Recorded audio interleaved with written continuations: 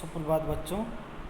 मैं आपका हिंदी शिक्षक देवी प्रसाद तिवारी आपका स्वागत करता हूँ और आशा करता हूँ आप सभी लोग स्वस्थ होंगे, अच्छे होंगे। आइए आज हम वसंत भाग 3 का पाठ 2 लाख की चूड़ियाँ पढ़ते हैं। ये जो लाख है, लाख का संबंध प्राचीन समय से ही हमारे देश के साथ है। जब महाभारत का युद्ध हुआ था और महाभारत काल के समय में दुर्योधन ने 5 पांडवों को जलाने के लिए इसी लाख का इस्तेमाल किया था। आज वर्तमान में लाख के खिलौने बनाए जाते हैं, लाख की चूड़ियाँ बनाई जाती हैं, अन्य घरों में सजाने के लिए सजावट की जो सामग्री है वह सब लाख से बनाई जाती है। झारखंड, पश्चिम बंगाल, मध्य प्रदेश, उत्तर प्रदेश, इन जगहों पे अन्य राज्यों में भी लाख की पैदावार होती है, लाख की खेती होती है। आइए पढ़ते हैं इस पाठ में कि लाख की चूड़ियों के माध्यम से लेखक कामता प्रसाद जी क्या कहना चाह रहे हैं, किस बदलाव की ओर उनका संकेत है, वे क्या बताना चाह रहे हैं इस पाठ के माध्यम से।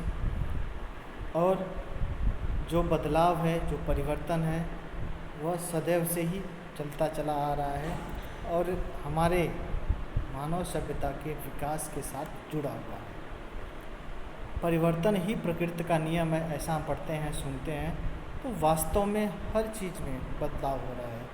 चाहे मानव सभ्यता हो, प्रकृति की वस्तुएं हों या अन्य चीज़ें हों, सब में बदलाव होते चले आ रहे हैं और हम उनको देखते हैं। आइए प्रस्तुत है पाठ।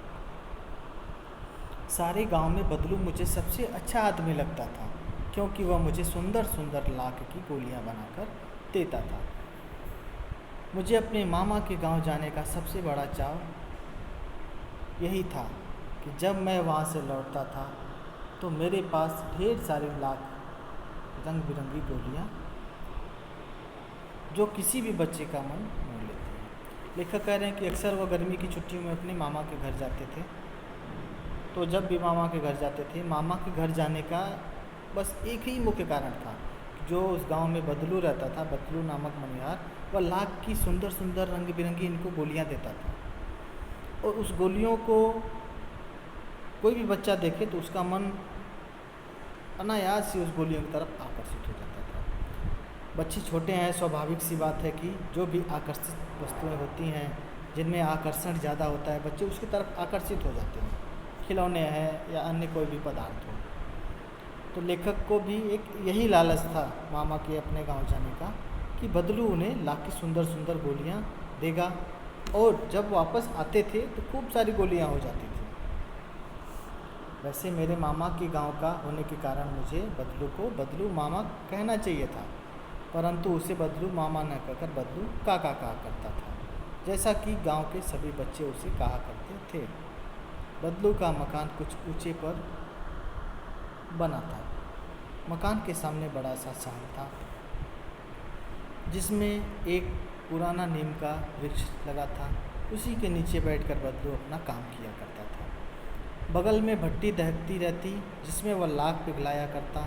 सामने एक लकड़ी की चौखट पड़ी रहती, जिस पर आगे बता रहे हैं कि बदलू को यह बदलू काका क्यों कहते थे। उसका कारण लेखक बता रहे हैं कि बदलू को बदलू काका कहने का मुख्य कारण बस यही था कि सारे गांव के बच्चे बदलू को बदलू काका ही कहा करते थे। लेखक भी छोटे थे, जब छोटे थे तो सुनते थे गांव के बच्चों को कि ये बदलू को काका के नाम से बुला रहे हैं। अब हम जो चीज़ सुनते हैं वही गुनते हैं, तो वही करते हैं। गुनना मतलब वही करना। तो लेखक भी बदलू को मामा ना कह करके बदलू को बदलू काका ही कहा करते थे। जो बदलू का मकान बना था, घर बना था, वह गांव में एक किनारे बहुत ऊंचे स्थान पे बना हुआ था। वहाँ एक नीम का पुराना पेड़ लगा था, जहाँ बदलू बैठता था। तब लाख की चूड़ियों का जो निर्माण करता था तो वही नीम के पेड़ के पास बैठ करके भट्टी अपनी जला लेता था। लाख को पिघलाने के लिए अन्य जो सामग्रियाँ थीं सब अपने पास रखता था। लकड़ी का चौखट रखता था, लाख रखता था, सब उस पर अपना सारी व्यवस्थाएं कर कुरा के वहाँ बैठता था। और फिर जो है वह अपना काम किया करता था। वह लकड़ी की चौखट पे लाख को मुलायम होने के लिए फैला देता था और फिर वह उसे सलाख मतलब पतली सिलाई के जो जिससे स्वेटर बुनते हैं, क्या बोलते हैं उसको, सिलाई, तो उसी से जो है वह उसी आकार में उनको पतला करके चूड़ी का आकार देता था। और उसके बाद पास में 4-6 विभिन्न आकार की बेलन नुमा उंगलियाँ रखी रहती, जो आगे से कुछ पतली और पीछे से मोटी होती। लाख की चूड़ी का आकार देकर वह उन्हें मुंगरिये पर चढ़ाकर गोल और चिकना बना लेता और तब एक एक कर पूरे हाथ की चूड़ियाँ बना चुकने के पश्चात वह उन पर रंग करता। पहले लाख को पिघलाता, फिर लकड़ी के चौखट पर फैलाता, मुलायम करता, फिर उसको सलाख की तरह आकार देता, फिर पतली पतली चूड़ियों का आकार देता। बेलन नुमा मुंगरियाँ होती थी, वह उस पर उसको रखता था साइज के अनुसार, क्योंकि मशीन नहीं था, मशीनीकरण का युग नहीं आया था, सारा काम हाथों से होता था। हस्त कुटीर उद्योग को बढ़ावा देने के लिए लेखक ने इस पाठ में बताया है। तो इस वजह से बदलू जो बेलन नुमा मुंगरियों पे लकड़ियों को सामने से पतली और नीचे से चौड़ी होती थी, उस पर जो है वह चूड़ियों को रखता था और अलग अलग आकार दे करके जब एक एक करके एक एक जोड़ी चूड़ियाँ बन जाती थी तो फिर उनको रंगता था, कलर करता था, अलग अलग रंग में अलग अलग रंग को अलग अलग आकार में देके वह चूड़ियाँ बनाता था। बदलू यह कार्य सदैव ही एक मछली पर बैठकर किया करता था, जो बहुत ही पुरानी थी। बगल में ही उसका हुक्का रखा रहता, जिसे वह बीच बीच में पीता रहता। गांव में मेरा दोपहर का समय अधिकतर बदलू के पास बीतता। वह मुझे लला कहा करता और मेरे पहुँचते ही मेरे लिए तुरंत एक मछिया मंगा देता। आगे बता रहे हैं लेखक कि बदलू जो है अपना काम सदैव एक मछिया, लकड़ी का ऐसे मछिया होता था, जैसे आप बोल सकते हैं छोटा लकड़ी का स्टूल जैसे, उसी पे बैठ कर अपना काम करता था। वह मछिया बहुत पुरानी मछिया थी। पास में ही हुक्का रखा रहता था और काम भी करता था, समय समय पाइप लगी रहती थी हुक्के की, तो वह लेके उसको पीता भी रहता था। हुक्का आप देखे होंगे गांव में जो किसान होते थे पहले के समय में, लोग खेतों में काम करके आते थे वापस गांव में, तो एक चबूतरे के नीचे, पेड़ के नीचे सब बैठ जाते थे, दिन भर की घटनाओं को आपस में चर्चा करते थे, हुक्का पीते रहते थे। अब तो ऐसा नहीं देखने को मिलता है, धीरे धीरे सारी चीज़ें समाप्त होती चली जा रही हैं, पर बहुत समय पहले, आज के 10 साल 20 साल पहले ऐसी प्रथा थी, अभी भी कहीं होता होगा, आप देखे होंगे। तो बद्दू भी समय समय पे हुक्का पीता रहता था। आगे लेखक बता रहे हैं कि जब भी अपने मामा के घर जाते थे, गांव में जब सब लोग दोपहर के समय घर में सो जाते थे, तो अधिकतर समय बदलू के पास ही इनका बीतता था। वो मुझे लला कह करके बुलाता था। जैसे ही यह लेखक को देखता था, वैसे उनके लिए भी दूसरी मछलियाँ मंगाता था, उनको बैठाता था और घंटों बैठे इस प्रकार चूड़ियाँ बनाते देखता रहता। लगभग रोज़ ही वह 4-6 जोड़ी चूड़ियाँ बनाता। पूरा जोड़ा बना लेने पर वह उसे बेलन पर चढ़ाकर कुछ क्षण चुपचाप देखता रहता, मानो वह बेलन न होकर किसी नववधू की कलाई हो। आगे बता रहे लेखक कि वह लगभग करीब घंटों उसके पास बैठे रहते थे, देखते रहते थे बद्दू कैसे चूड़ियाँ बना रहा है, उसके द्वारा बनाई गई चूड़ियों को देखते थे। और लगभग बदलू रोज़ 4-6 जोड़ी चूड़ियाँ बना ही लेता था। और जब पूरा जोड़ा बन जाता था, बेलन पे रख के उसको रंग करके, फिर वो उसको देखता था। जिस बेलन पे वह चूड़ियाँ रखा रहता था, उस बेलन को वह देखता था और उसको ऐसा प्रतीत होता था कि यह बेलन न हो बल्कि किसी नई नवेली दुल्हन की कलाई है। जैसे नई नवेली दुल्हन अपनी कलाई में पूरी चूड़ियाँ पहनी होती है, ठीक वैसे ही वह बेलन भी कल्पना के माध्यम से देख रहा है, कल्पना कर रहा है ऐसा। वह बेलन भी बदलू को नई नवेली दुल्हन की कलाई की तरह लग रही है। बदलू मनिहार था, चूड़ियाँ बनाना उसका पैतृक पेशा था। वास्तव में वह बहुत ही सुंदर चूड़ियाँ बनाता था। उसकी बनाई हुई चूड़ियों की खपत भी बहुत थी। उस गांव में तो सभी स्त्रियां उसकी बनाई हुई चूड़ियाँ पहनती ही थीं। आसपास के गांव के लोग भी उससे चूड़ियाँ ले जाते थे, परंतु वह कभी भी चूड़ियों को पैसे से बेचता न था। बदलू जात का मनिहार था। मनिहार मतलब जो चूड़ी बेचने का काम करते हैं। तो यह पेशा जो है उसका पैतृक पेशा था, मतलब उसके पूर्वजों ने भी यह काम किया, बद्दू भी यह काम कर रहा है। आज पैतृक पेशा का अर्थ बदल गया है, क्योंकि अब हर कोई हर एक व्यवसाय कर रहा है। पहले ऐसा नहीं था, पहले जिसके पूर्वज जो व्यवसाय करते थे वही व्यवसाय आने वाली पीढ़ी भी करती रहती थी। पर आज स्थिति भिन्न है, अलग है। लोग हर व्यवसाय में लोग अपनी किस्मत आजमाते हैं, हर व्यवसाय में सब लोग जाते हैं। तो बदलू का पैतृक पेशा ही था चूड़ियाँ बनाना, उसके पूर्वज भी यही काम करते थे। बदलू भी वही काम देखता, बचपन से देखा वही काम करता था। बड़ी ही सुंदर चूड़ियाँ बनाता था। बदलू की बनाई गई चूड़ियाँ बहुत ज़्यादा बिकती थी, बहुत लोग खरीदते थे उसकी चूड़ियों को। और इतना ही नहीं, उस गांव के अलावा दूसरे गांव की स्त्रियां भी बदलू के द्वारा बनाई गई चूड़ियाँ ही पहनती थीं। बदलू के गांव में तो चूड़ियाँ स्त्रियां पहनती ही थी, उसके अलावा अन्य गांव की भी स्त्रियां बदलू के द्वारा बनाई गई चूड़ियाँ ही पहना करती थी। बदलू कभी भी चूड़ियों को पैसे से नहीं बेचता था। उसका अभी तक वस्तु विनिमय का तरीका, लोग अनाज के बदले उससे चूड़ियाँ ले जाते थे। वस्तु विनिमय मतलब एक सामान के बदले दूसरे सामान को खरीदना, यानी गेहूँ चावल के बदले अन्य सामान को जो खरीदते हैं। यह बहुत प्राचीन पद्धति है। गांव में जैसे सब्जी बेचने के लिए साइकिल पे या सिर पे टोकरी रख के लोग सब्जी बेचने जाते हैं, तो देखते हैं गांव के जो लोग हैं उनके पास अगर पैसे नहीं है तो सब्जी वाले को गेहूँ या चावल देते हैं, तो उसके बदले में सब्जी खरीदते हैं।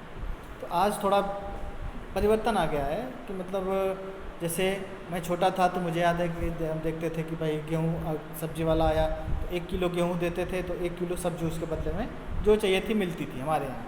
पर आज नहीं मिलती है। आज जैसे गेहूँ 20 रुपया किलो है तो वह सब्जी वाला उसको 20 रुपया मान करके और जितने में जो सब्जी आती है वह उतने में उसको देता है।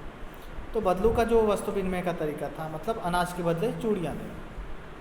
अभी भी यह प्रथा कहीं कहीं है, कुछ कुछ चीज़ों में, जैसे सब्जी हो गई या कुछ ऐसे सामान खरीदने हैं तो वस्तु विनिमय का यह तरीका अपनाया जाता है।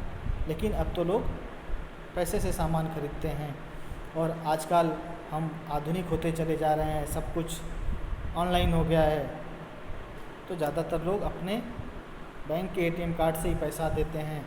यह भी तरीका ठीक है। बदलू स्वभाव से बहुत सीधा था। मैंने कभी उसे किसी से झगड़ते नहीं देखा। हाँ, शादी विवाह के अवसरों पर वह अवश्य जिद पकड़ जाता था। जीवन भर चाहे कोई उससे मुफ्त चूड़ियाँ ले जाए, परंतु विवाह के अवसर पर वह सारी कसर निकाल लेता था। आखिर सुहाग के जोड़े का महत्व ही और होता है। आगे बता रहे हैं कि बदलू का स्वभाव बहुत ही सीधा था। वह कभी किसी के साथ लड़ाई झगड़ा नहीं करता था, सबके साथ सरल बन के रहता था। रहना भी चाहिए, जीवन में सफल होना है, मान सम्मान कमाना है, तो भाई हम जब सबके साथ शिष्टता से अच्छे से व्यवहार करेंगे तभी सामने वाला हमारे साथ अच्छे से व्यवहार करेगा। बदलू कभी किसी से लड़ाई झगड़ा नहीं करता था। चूड़ियों के लिए अगर पैसे नहीं है तो मुफ्त में ले जाओ, वो कभी जिद नहीं करता था। पर हाँ, शादी विवाह का अवसर आता था तो वह सारी कसर निकाल लेता था। आखिर सुहाग के जोड़े का, यानी उन चूड़ियों का बड़ा महत्व होता था विवाह में, तो वह सारी कसर निकाल लेता था उस सुहाग के जोड़े के समय, यानी उस चूड़ियों को विवाह के समय जब देता था।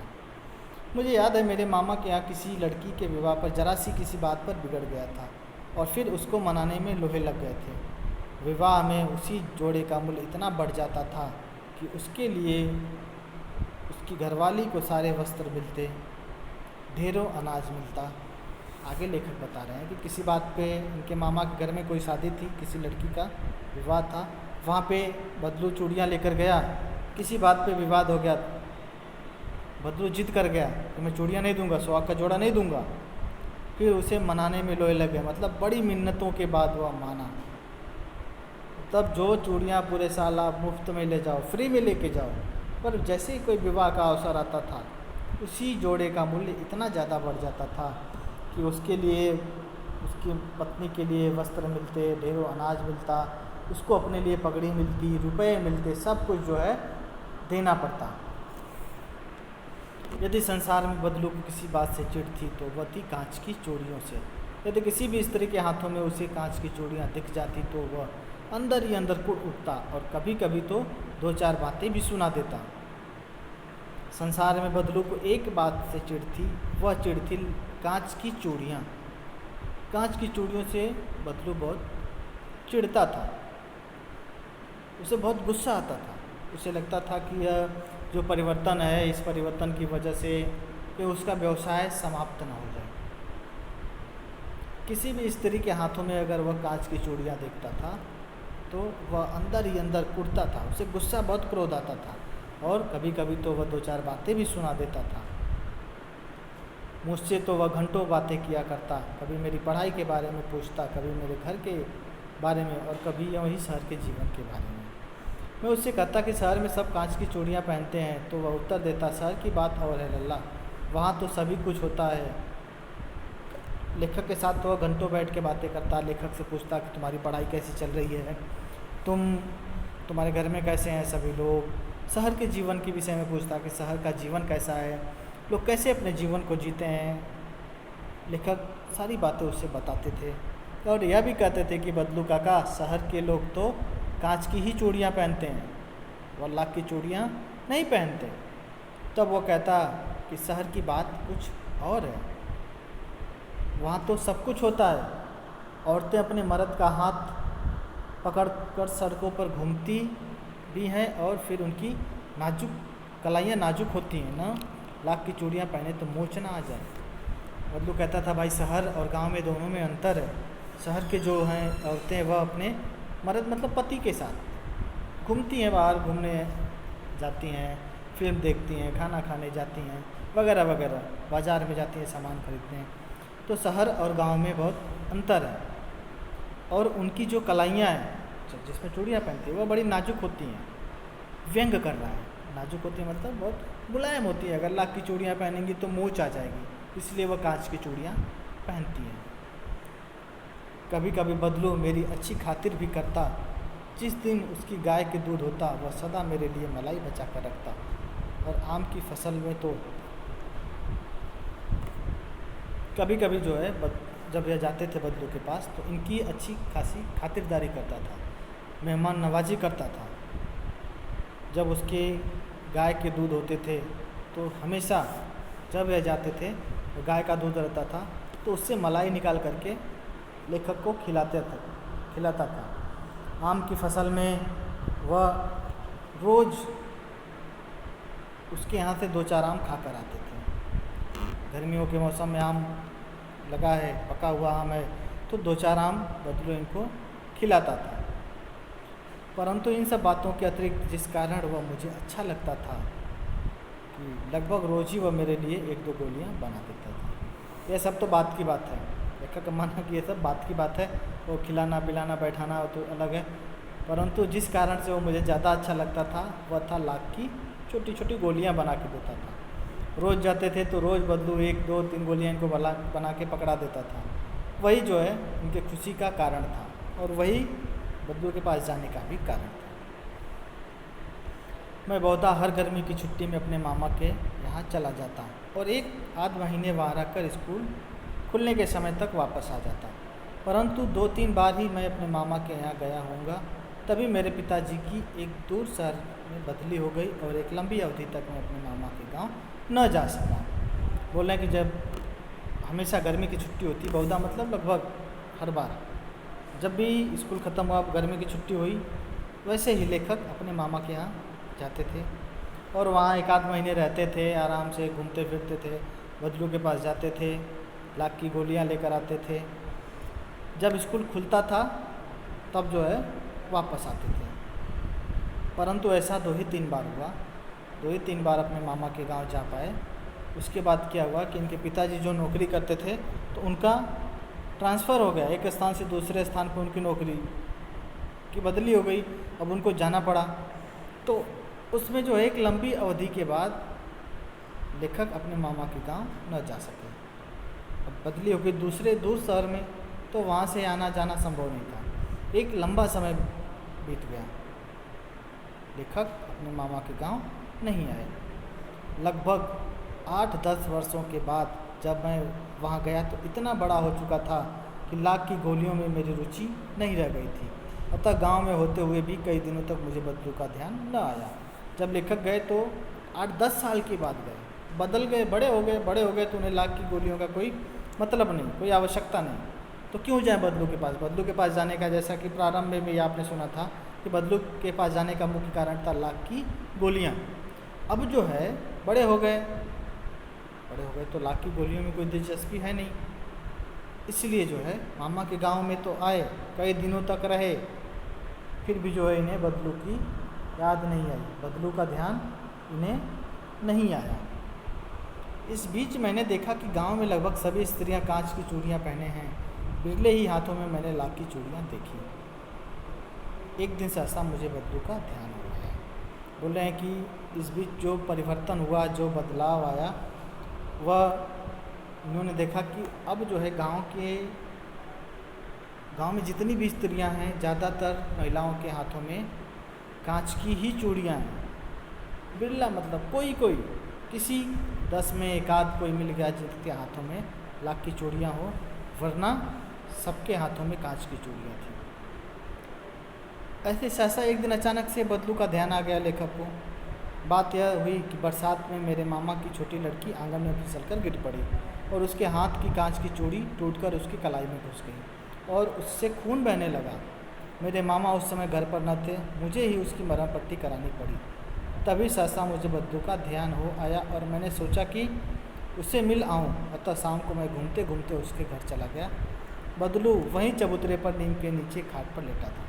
हुआ यूँ, 10 साल बाद अपने मामा के घर गए तो बदलू की याद नहीं आई, पर याद आने का मुख्य कारण था बरसात का मौसम था, आंगन में फिसलन थी, उनके मामा की छोटी लड़की फिसली और गिर पड़ी।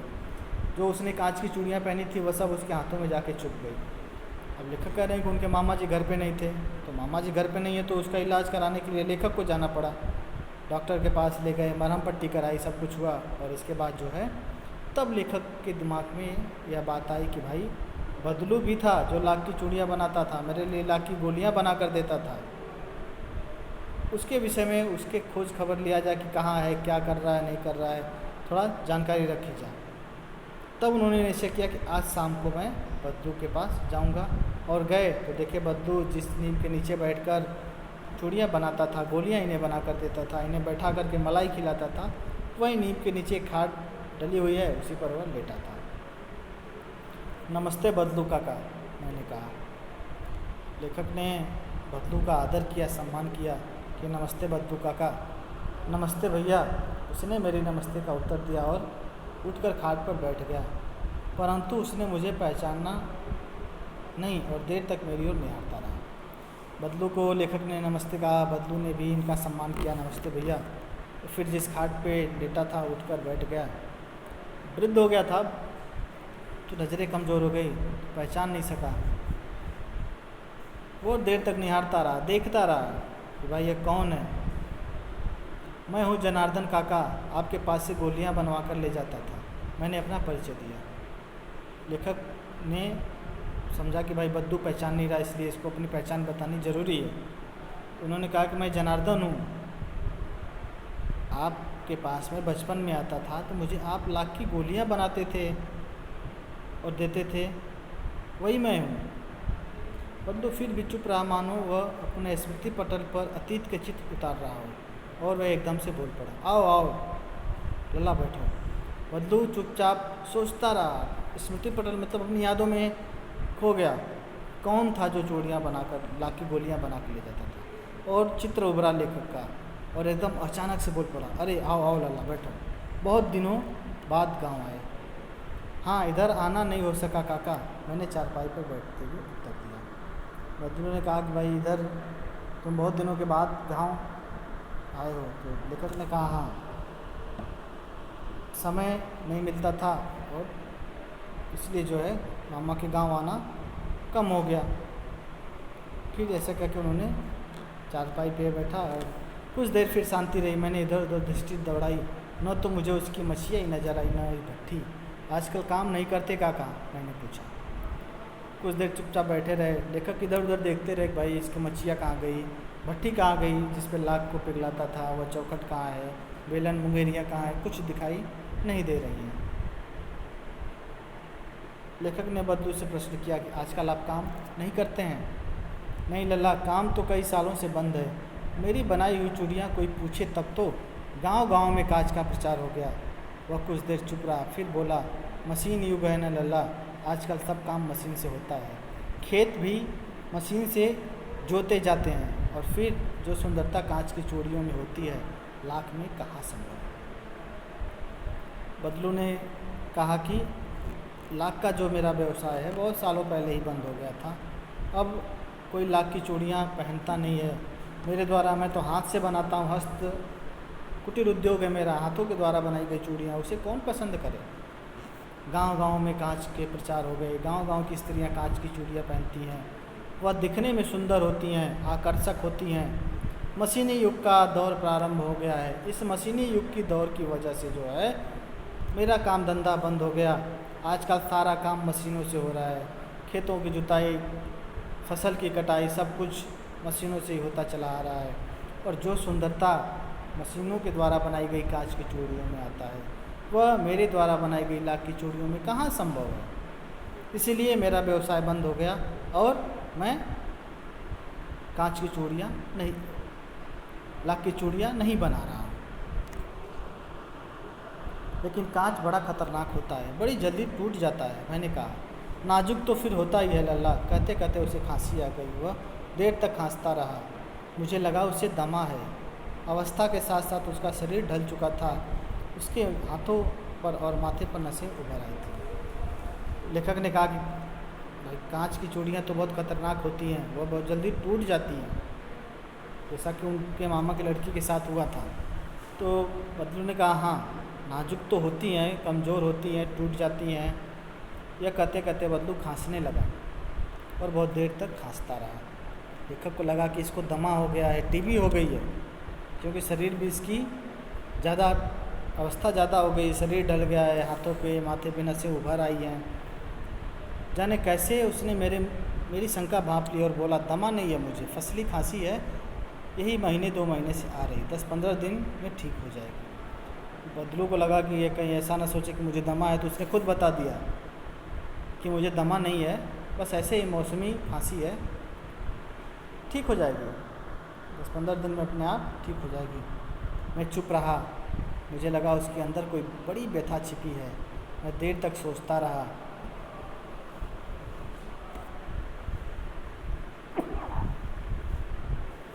इस मशीनी युग ने कितने हाथ काट दिए हैं। फिर कुछ देर शांति रही जो मुझे अच्छी नहीं लगी। मैं चुप रहा। लेखक चुप हो गए। सोचने लगे बद्दू के मन में ऐसी कोई बहुत बड़ी व्यथा, कोई ऐसा बहुत बड़ा दर्द है जो छिपा हुआ है, जिसे बद्दू बताना नहीं चाह रहा है। लेखक ने बहुत देर तक सोचा कि मशीनीकरण के आने की वजह से काम तो आसान हो गए, पर बहुत से लोग बेरोजगार हो गए।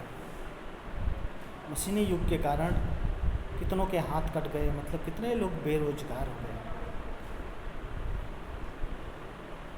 कुछ देर फिर शांति रही जो मुझे अच्छी नहीं लगी। आम की फसल अब कैसी है काका? कुछ देर पश्चात मैंने बात का विषय बदलते हुए पूछा। अच्छी है लल्ला, बहुत अच्छी है, उसने लगकर उत्तर दिया और अंदर अपनी बेटी को आवाज़ दी, अरे रज्जो, लल्ला के लिए आम तो लाओ।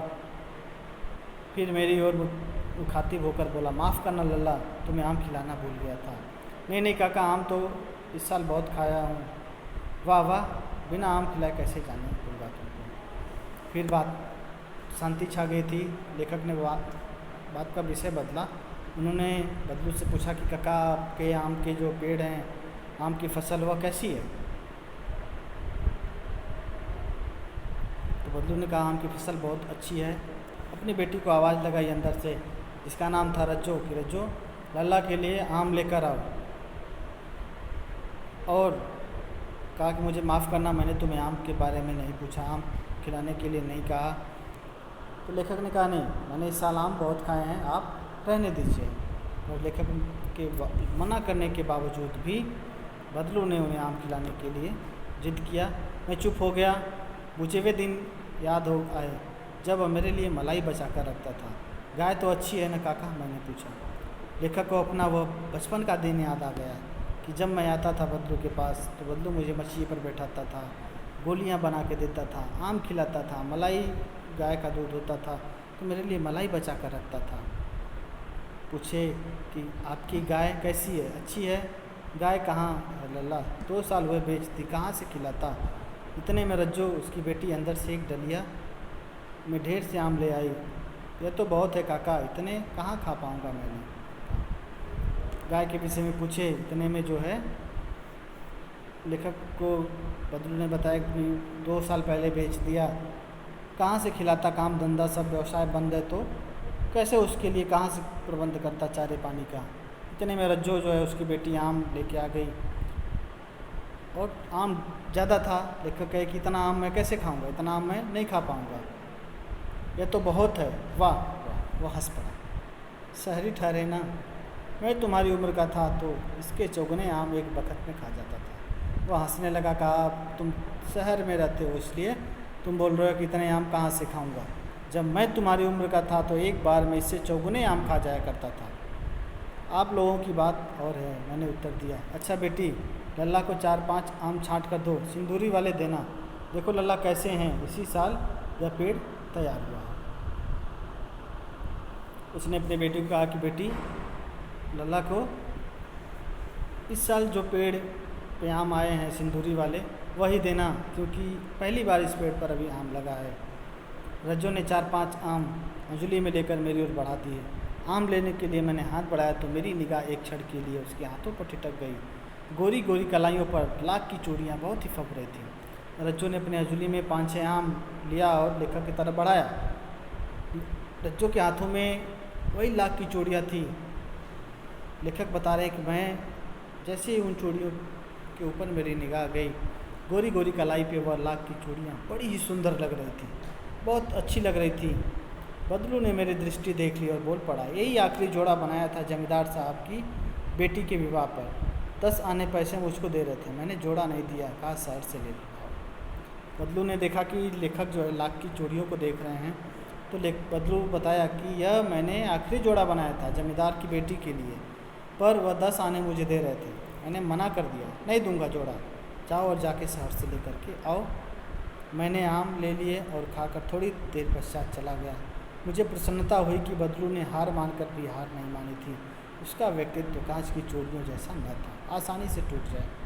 लेखक आम खाए और फिर मन में यह निश्चय किया कि बदलू का जो व्यक्तित्व है वह बहुत ही मजबूत है, दृढ़ है। वह अंदर से टूट चुका है, पर अपनी व्यथा अपनी पीड़ा गा नहीं रहा है सबके सामने। हार मान लिया, पर हार मानकर भी हार नहीं मानी। व्यवसाय बंद हो गया, फिर भी वह मन में व्यथा है, मन में पीड़ा दुख है, और वह अपनी व्यथा अपनी पीड़ा किसी से बता नहीं रहा है। उसे पता है कि बदलाव एक ना एक दिन अवश्य होना है। हर चीज़ में बदलाव है। आज वर्तमान समय में भी आप देखिए कितने दिन प्रतिदिन नई नई तकनीकी आती चली जा रही है। हम जिसकी कल्पना भी नहीं कर सकते वह तकनीकी भी आज हमें देखने को मिल रही है। तो हमें इस समय के साथ, इस बदलाव के साथ आगे बढ़ते रहना है।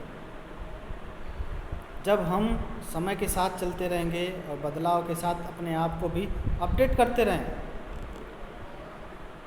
तो हमारे रोज़गार और हमारे जीवन के जीने का तरीका सब बदलता जाएगा और हमें किसी प्रकार की कोई परेशानी या समस्याएं नहीं आएंगी।